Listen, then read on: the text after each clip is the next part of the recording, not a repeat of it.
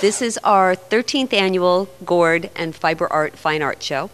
The show started May 17th and it runs through June 28th. The show originally started in conjunction with the Wellborn Gourd Festival. 13 years ago was their first festival, and this show was also a weekend show.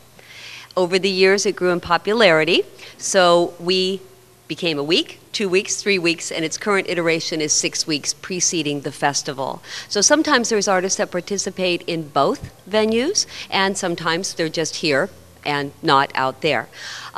This weekend is their big Gourd Festival, so the Art Center stays open till 8 o'clock, 10 a.m. to 8 p.m., Thursday, Friday, Saturday, that's 25th, 26th, 27th, and on Sunday we're here from 11 until 5. I have 27 artists this year from across the western U.S. Some work primarily in fiber only. Many do combination with fiber and gourd and weaving, and that's when I started to introduce fiber 2 years ago because I saw a trend happening. Many of the artists have been at it for a long time. It's interesting because many of the artists were painters or worked in more traditional mediums, picked up a gourd at Wellborn during a festival and got hooked and decided that gourd is the most exciting thing that they've ever worked with. The challenge in the gourd, talking to people about gourd art and collecting gourd art, is because they still look at it as a vegetable. And I try to tell them really a gourd is no different than a piece of canvas or a hunk of clay or sand, which is glass. So it's the same thing, and it's a learning curve that I'm trying to teach people about. And the wonderful thing about collecting gourd art is it's incredibly light and very sturdy, unlike stone sculpture or something like that. So there's a broad array of styles. This is a juried show, and I have probably about 50 artists that asked to be in every year, and we usually select 25 to 30.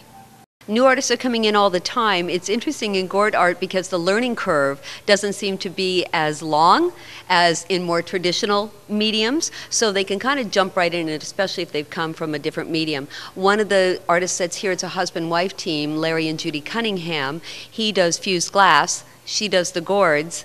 They combined, and they have some very unique gourds because they have the glass and the gourds together. The same with some of the weaving. I try to select a broad range of styles and not have things be too repetitive, so there's something for everybody. I've been doing gourd art for about 5 years and just progressing with my art, and the Wellborns contacted me, and I had been teaching off and on at the farm, and they contacted me this year and asked me if I would do the piece for them this festival, and I was really excited. I will be teaching pre-festival classes on Thursday and Friday, and then Saturday and Sunday I'll be exhibiting my art itself.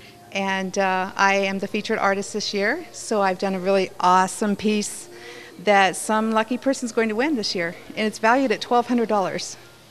Christy Dial, whose work we see right here behind me, she's a very good friend of mine and mentor. I like to call her my mentor. She's very supportive.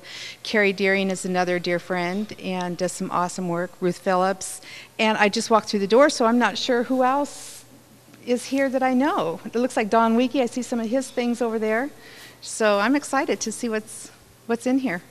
It's an international destination for gourd buyers, not raw gourds, not the art. And I think it's just certainly the climate and having the proximity to have the growth of the gourds is perfect out there.